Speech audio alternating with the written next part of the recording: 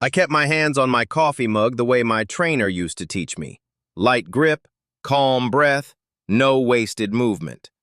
The meeting room smelled like burnt popcorn and floor cleaner.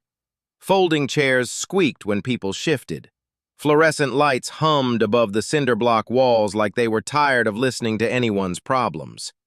I didn't mind being there. I'd come because you're supposed to show up. You do that, show up, whether you're the newest neighbor or the one everyone recognizes but chooses not to talk to. I'd lived in the same duplex for a few years now. Quiet, respectful. I paid my bills. I shoveled snow like I owed the sidewalk money. When a kid dropped a bike chain in front of my gate, I fixed it without making them feel small. Still, I noticed how people looked at me when I walked in.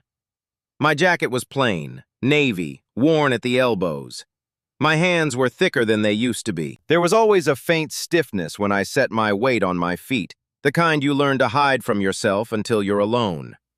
The scar above my eyebrow hadn't gotten softer with time. It stayed sharp enough to catch light, sharp enough to remind people they were looking at a body that had been used.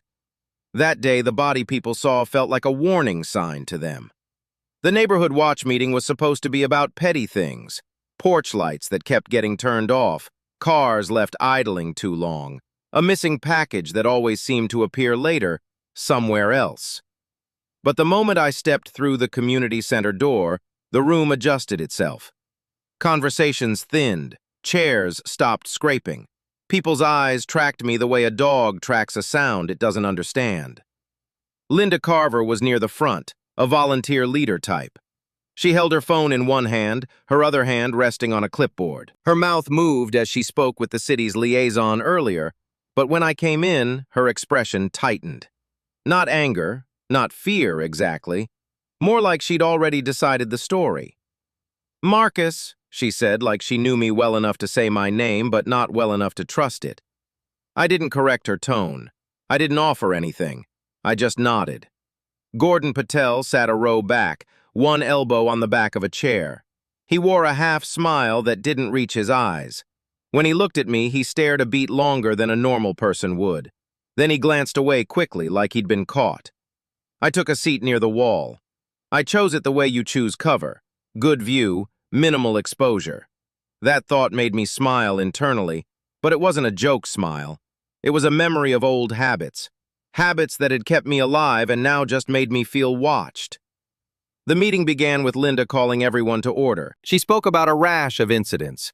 Strange knocks at doors, a man seen near the back fences, someone in a dark hoodie around the time a gate latch jammed. I didn't react. I listened. When the discussion got to the mysterious neighbor, Linda's eyes flicked to me. "Someone reported," she said, "a person matching a description.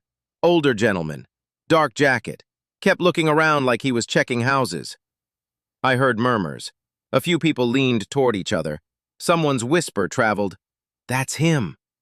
It wasn't loud, it didn't need to be. It was the kind of whisper that acts like a hand over your mouth. Linda continued, "We can't have that. We need to keep our community safe. If you see anything suspicious, you call right away." The room nodded like they were marching in place. Their heads moved in unison, and I could feel the narrative hardening. People liked an easy story. It made the world predictable. It made them feel like their caution had meaning. I sat back. My spine was straight enough to keep me comfortable. My knee bounced once, then steadied. I folded my hands on my lap and let them look. What I didn't do was the dangerous thing. The dangerous thing would have been to stand up and explain, to say, "That's not what you think," or "I'm not the person you're imagining." I'd learned something in the service. When you talk too much, people decide you're trying to hide. When you stay calm, people have to deal with your silence. So I stayed quiet. Linda called on the first neighbor. A man in a denim vest stood and described the older guy. He gestured vaguely toward me without naming me. His voice carried the confidence of someone who didn't have to check facts.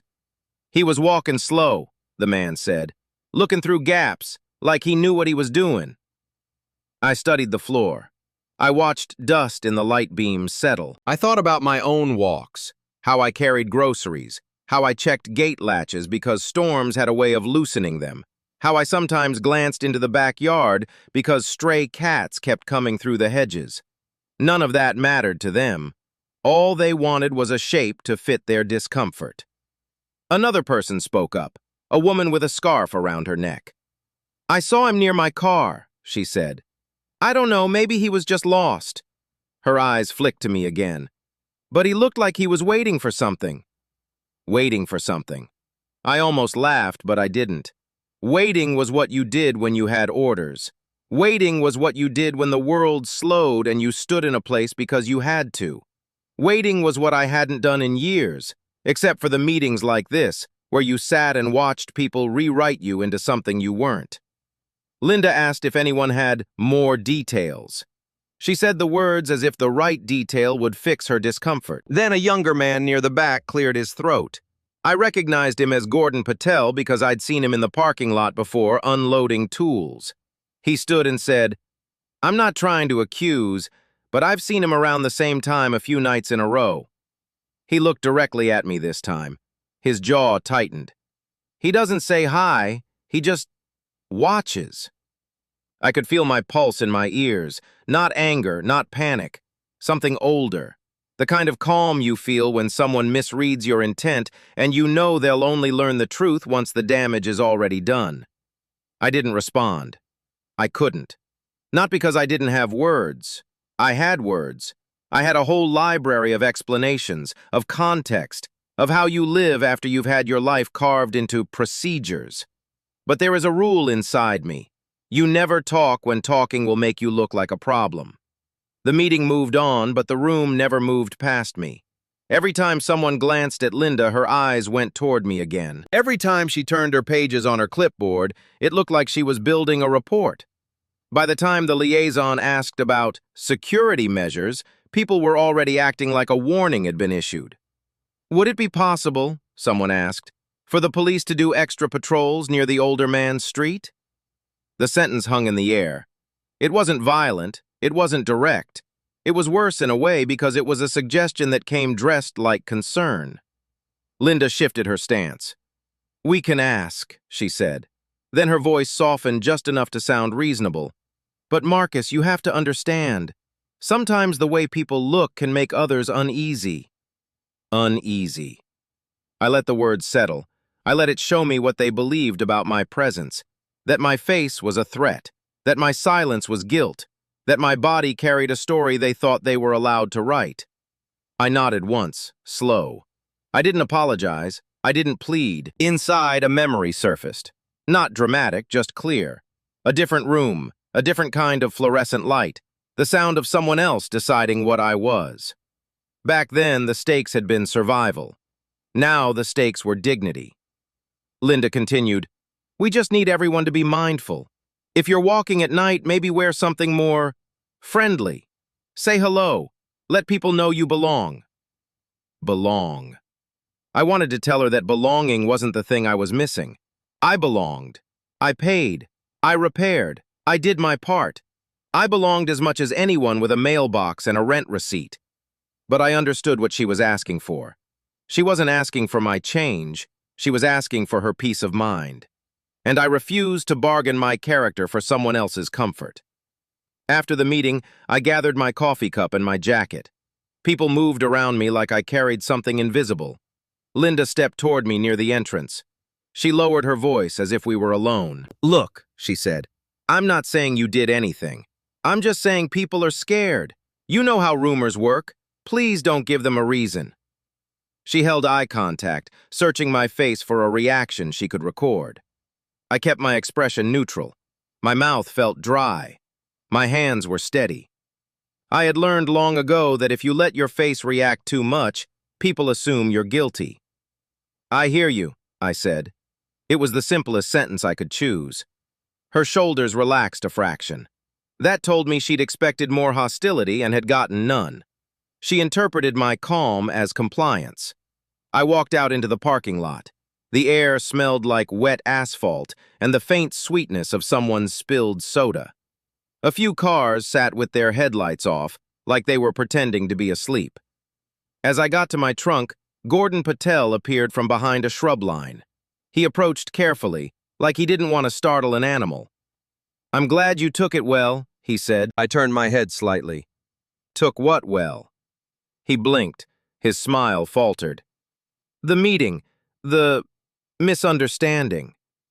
The word misunderstanding sounded polished, like he could hold it in his hands. He didn't want danger to be the truth. He wanted it to be an error he could fix. "I'll be out in the mornings," he said quickly, as if that was reassurance. "If you need anything, you can ask. But maybe try to avoid being around people's houses at night." He was kind enough to say it gently, but the message was the same. I was the problem. I looked at him for a moment. Gordon's eyes were honest, but they were also nervous. He wasn't cruel like some of the others. He was afraid of becoming a story, and I recognized that fear. Fear makes people defensive. "I stay where I live," I said. That was all. I finished closing my trunk and walked to the sidewalk. A thin drizzle had started. It made the streetlights bloom in the distance. My shoes made soft sounds against the pavement. I reached my gate when my phone buzzed. Linda's number. I almost let it ring. The meeting had left a residue on my skin that didn't wash off easily. But I answered because I didn't want any more rumor to grow. "Marcus," Linda said, breathy. "They're saying the police are coming tonight. Not because of you, just extra patrol, just to be safe." She said police like it was a shield, like a badge could erase what people had already said. "Okay," I replied. Are you okay?" she asked, and there was a note of concern now, almost sincere. I remembered how she'd looked at my jacket, how she'd looked at my face. The concern came late.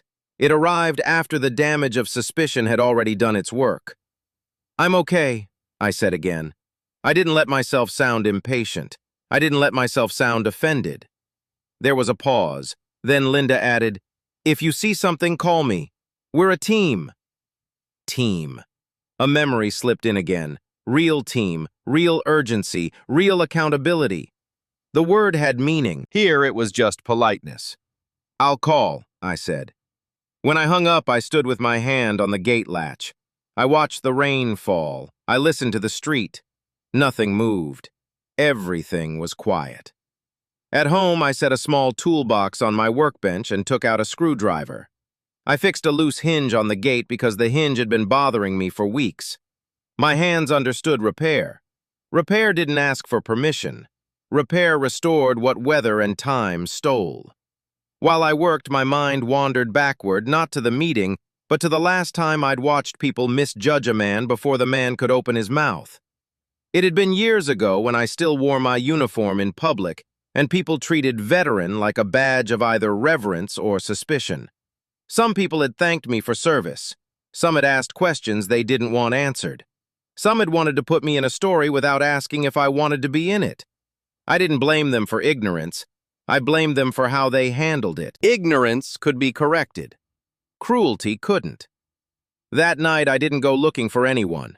I made dinner. I cleaned up. I watched the news while the rain thickened. Every so often, I'd look out the window toward the street, not with paranoia, but with the simple awareness of someone who'd learned that the world never fully stops. Around 9:40, headlights cut through the drizzle. A patrol car rolled slowly down the block. After that, another pair. Street-level lights made everything look like it was under inspection. A few minutes later, someone knocked at my door. I paused, wiping my hands on a towel. My body reacted before my mind did. A knock meant unknown intent. It meant you needed to decide how to keep yourself and others safe. I walked to the door and looked through the peephole. 2 police officers stood with raincoats slicked at the shoulders. Behind them, standing just off to the side with hands visible, was Gordon Patel. My stomach tightened. I hadn't asked for anyone to come. I hadn't called them. The knocking came again. I opened the door a crack. "Evening, Marcus," one officer said. His tone was courteous but alert. "We're doing a routine check in response to reports from the neighborhood. Just making sure everything's okay." Gordon shifted behind him. Linda wasn't with them, I noticed. She might have been watching from inside her own house. "Everything's okay," I said. My voice stayed level. If you're looking for something, I don't have it. The officer nodded. He stepped back half a pace, looking at my face like he was trying to reconcile it with what he'd been told. He glanced at Gordon. You said you saw movement around this time? Gordon swallowed. I saw him near the gate earlier. The other officer asked. Earlier today? Gordon hesitated. Yeah, earlier. He didn't look at me when he spoke. That, more than anything, made me understand he still believed what he'd said was harmless. I moved my gaze from Gordon to the officers. I fixed it, I said. The officer's eyes dropped to the toolbox on my entry table visible through the cracked door, the towel in my hand, the small smear of grease on my knuckle. Fixed what? The officer asked. The gate, I said. The officer's tone softened a fraction. Okay, we'll take a look. He didn't demand. He didn't accuse. He simply moved like a man who wasn't sure what he was walking into. As they stepped outside, I followed at a distance, enough to be present, not enough to crowd. We walked to the gate in the drizzle. I pointed out the hinge I'd worked on earlier. The officers leaned in, examining the latch. Gordon stood a little too far back, like proximity might make him responsible. Then, from down the street, another car pulled up. Not a patrol. A civilian sedan with dark windows. When the door opened, a man stepped out. He wore a plain jacket and no insignia in plain sight. But the posture, the way he carried himself, set a different gravity across the scene. He walked with purpose, not toward me, but toward the officers. Officer, the man said calmly, is everything under control here? The officer straightened. Evening, sir. We're just doing a check based on community reports. The man nodded once. He looked at Gordon next. Then he looked at me. His eyes didn't scan for weakness. They didn't measure me as suspicious. They recognized me. I felt it in my chest, an almost physical memory of being recognized by someone who actually knew. Marcus, the man said. I didn't answer with questions. I didn't demand proof. I simply waited for the next piece of the story. He reached into his jacket and took out a wallet card with a clear plastic sleeve. He showed it to the officer first, not to me. The officer's expression changed. Not fear, awareness, respect. The officer said, Yes, sir, we can clear this. Thank you. The man held the look on Gordon for 1 extra second longer than necessary, like a teacher deciding how much correction a student needed. Then he turned to me. Come inside, he said. I didn't move immediately. I let my eyes flick to the officers and then back. They were stepping away now, giving space. Gordon remained outside, uncertain if he was witnessing an argument or a resolution. The man didn't raise his voice. He didn't gesture like he was trying to win a point. He simply spoke quietly. You shouldn't have been put in that position. My throat tightened. The drizzle tapped lightly against the gate. My toolbox sat inside, the small evidence of ordinary work. I opened the door wider and motioned them in, not to invade, but to end the spectacle. Inside, the lights warmed the room. The officers stayed at the threshold for a moment, then returned to their patrol car. Their departure was not dramatic. It was efficient. It felt like they were closing a file. Gordon stayed behind with me and the other man. The other man remained calm, but the air shifted in the way it does when a truth is about to be said. Gordon tried to speak first. I didn't mean, he started. The man raised a hand, not to silence Gordon with anger, but to pause him. I'm not here to argue intent, he said. I'm here to set the record. He turned to me. You don't have to explain, he said. Your record speaks. I noticed something then. He wasn't asking. He wasn't dragging me into confrontation. He was offering recognition the way you offer cover. The man reached into his jacket again and pulled out a folded paper, thick and official. He placed it on my entry table carefully, like it might tear if handled roughly. Gordon's eyes widened. I kept my hands at my sides. I didn't touch the paper. I didn't need to read it. The recognition I felt wasn't in ink. It was in the way the man's voice had fit my name. Gordon finally said, Who are you? The man didn't posture. He didn't enjoy the question. He answered as if it were administrative. I'm Navy SEAL veteran and a liaison for a memorial program, he said. We track cases. We know what you did. We also know who tried to bury it under rumor. The words tried to bury it landed softly, but they carried a weight. Gordon swallowed again.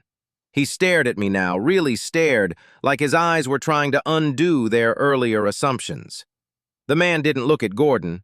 He looked at me. Marcus, he said, you were recommended for recognition.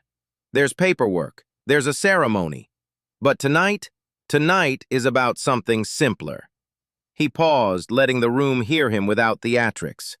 You're not a threat, he said. You're a man who served, and you've been living your life with dignity. My mouth wanted to tighten into something defensive. I let it relax. The restraint mattered now. Bragging would have been wrong. Explaining would have been wrong. Instead, I nodded once. Gordon stood very still. I'm sorry, he finally said, and the apology sounded like it hurt to form. He looked at the entry table. He looked at the hinge on the gate displayed in my mind like a photo he wished he could erase. I thought, Gordon whispered, that you were... He didn't finish. He didn't need to. His silence supplied the rest. The man's expression didn't harden into scorn. It stayed steady, almost compassionate, but not indulgent. He thought, the man echoed, not cruelly, just accurately. Now he knows. Gordon's shoulders sagged. He seemed suddenly smaller, like the weight of his own assumptions had pulled him down. I watched him. I didn't take satisfaction. That wasn't the point. The point was that truth had arrived without violence. The man gathered the paper. He didn't press it into my hand like a trophy. He left it on the table for the moment, then straightened. I'm going to speak to Linda tomorrow, he said. And I'm going to ask the neighborhood watch to stop repeating the rumor that put you in the wrong light. Gordon blinked fast. Please, he said, don't make it worse. The man looked at Gordon, and for the first time there was a hint of firmness. It will be corrected, he said, but no one will be punished. Not like that. Gordon nodded. I'm sorry. I heard the apology. I accepted it without drama. My respect had never left me. It had just been hidden under the room's noise. After Gordon left, I stood alone in my entryway. The rain had softened. The street sounded calmer. My gate hinge sat steady in the dark, holding the line between my home and the world. I looked at my toolbox again and at the paper on the table. I didn't touch it. I didn't need to. My service wasn't a secret to me. It was simply not a thing I wanted dragged into every conversation. The next morning, I made coffee and listened for footsteps outside. I was already outside when Linda arrived in her car, headlights fading on the curb. She stepped out with a clipboard in her hands like armor. Her face was pale. Not from fear of me, from fear of what she might have to admit. Behind her, 2 neighbors followed, and I recognized one of them as the denim vest man from the meeting. The other was the woman with the scarf. The air felt different before anyone spoke. Linda walked up carefully, slow. Marcus, she said. Her voice was smaller than it had been the night before. They told me about... She looked at the door like it might answer for me. A few feet behind her stood the Navy SEAL veteran liaison. He didn't need to be loud. His presence settled the moment. Linda swallowed. I want to apologize, she said quickly before her courage could evaporate. I'm sorry I let people talk about you like you were something to be afraid of. Her words came out fast, like she was racing to catch up. The denim vest man looked at the ground. I said things, he admitted. I shouldn't have. I didn't... He stopped. He didn't have a good excuse. He didn't need one. Dignity wasn't built on excuses. Linda's eyes flicked up to me. You kept showing up, she said. You fixed things. You helped with the gate. We didn't see it. We saw you as a shape. I didn't lift my chin like I was demanding credit. I didn't scowl. I let the truth rest. I hear you, I said. Linda nodded, relief and shame tangled together. She reached into her bag and pulled out a small folder. Inside were printed materials for a community ceremony, official letterhead included. The liaison nodded to her. permission given without needing to humiliate her. "We're setting it right," Linda said. "The watch meeting next week will include your recognition, not as a spectacle, just as the truth." I watched the papers. I watched her hands tremble slightly. Gordon Patel arrived then too, walking faster than usual, like he feared he'd be too late for his own courage. He stood behind Linda and didn't meet my eyes at first. "I'm sorry," he repeated, slower this time. "I should have asked first." I nodded. "You can," I said quietly. He blinked. "What?" "Ask," I said. "Ask people instead of inventing what you don't know." He stood still, absorbing it. The liaison spoke then. He didn't brag about himself, didn't make the room worship him. He simply stated the facts. "Marcus Rios," he said, "served as a Navy SEAL. There are specific operations, years, and official commendations. The state recognized them long ago. The neighborhood just didn't." I felt the words like heat on my skin, but I held my posture steady. I didn't react the way a story would demand. I just listened. When the liaison finished, he looked around at the neighbors. "Tomorrow," he said, "we're not asking for applause. We're asking for honesty. If you see a veteran in your neighborhood, don't decide their guilt before you decide your manners." Linda nodded. The denim vest man nodded too, though his eyes stayed wet. The woman with the scarf looked down at her shoes and then up at me with a forced steadiness. Then, without any drama, she said, "I'm sorry, Marcus. I truly thought you were casing cars, but you were fixing someone's fence last month." She spoke the memory like a confession. I remembered it too.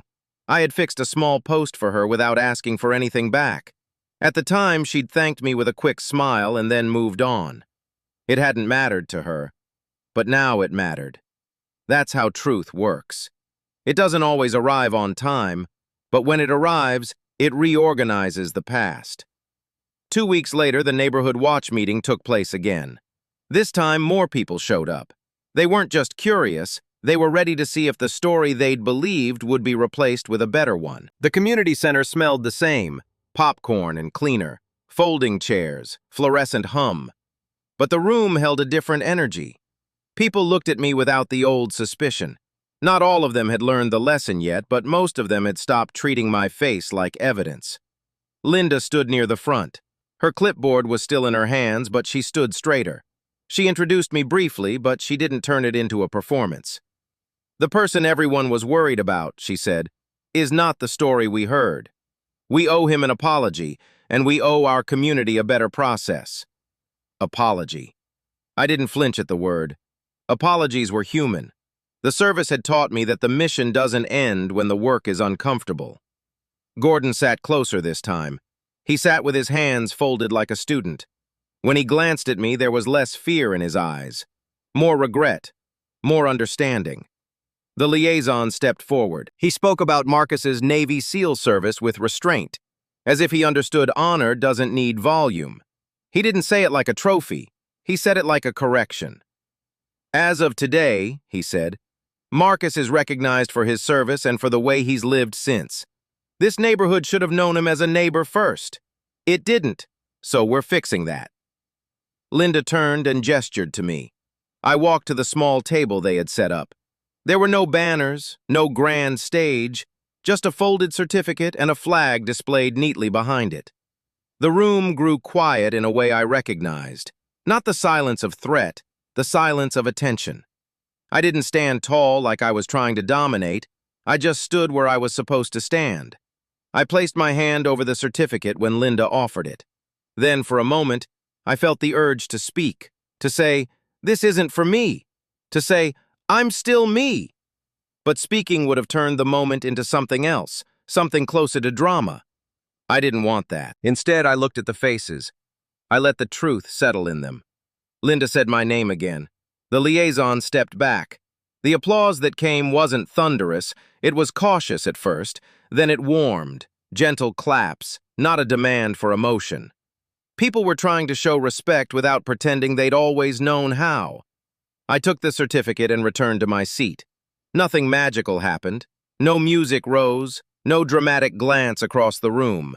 But the dignity changed everything. After the meeting, people approached me in small groups. They said thank you. They asked normal questions like where I worked and whether I needed help clearing snow. They didn't try to yank my history into conversation. They didn't ask for stories. They just asked for connection. Linda stopped near the exit. She looked at me like she was trying to decide whether she deserved forgiveness. "I didn't know," she said again. She didn't say it to excuse herself. She said it like a promise. "I know," I replied, and I meant it. I knew how easy it was to fear a shape. I knew how rumors filled the gaps in people's minds. I knew what it felt like when a room decided your guilt before your character had a chance to speak. As I left the community center, the afternoon sun broke through the clouds. The light made the parking lot shine. Shadows stretched longer than they had earlier that year. I drove home slowly, not because I was afraid, but because I wanted to carry the moment without rushing it. I felt the certificate on my passenger seat through the fabric of my jacket. Not heavy, just present. At home, I placed it on a shelf inside my closet behind a row of tools. The honor didn't belong in the living room like decoration. It belonged close to the work, the kind of work that doesn't need witnesses. That night, I sat at my kitchen table and drank tea. My hands were still steady. My breathing was slow. I thought about the first day the neighborhood watch meeting turned me into a threat based on appearance. I thought about how easy it had been for them to believe the worst version of a stranger. And I thought about the way truth arrived without violence. No fist, no insult, no revenge that required humiliation. Just recognition, just the record, just the courage to correct a mistake after it had already cost me dignity. I didn't celebrate their apology. I didn't punish their fear. I just accepted what I'd always deserved, to be seen as a man, not a rumor. When I went to bed, I didn't feel triumphant. I felt quiet, the kind of quiet that comes after a long mission, when the job is done and you can finally let your shoulders drop. Tomorrow would still have problems.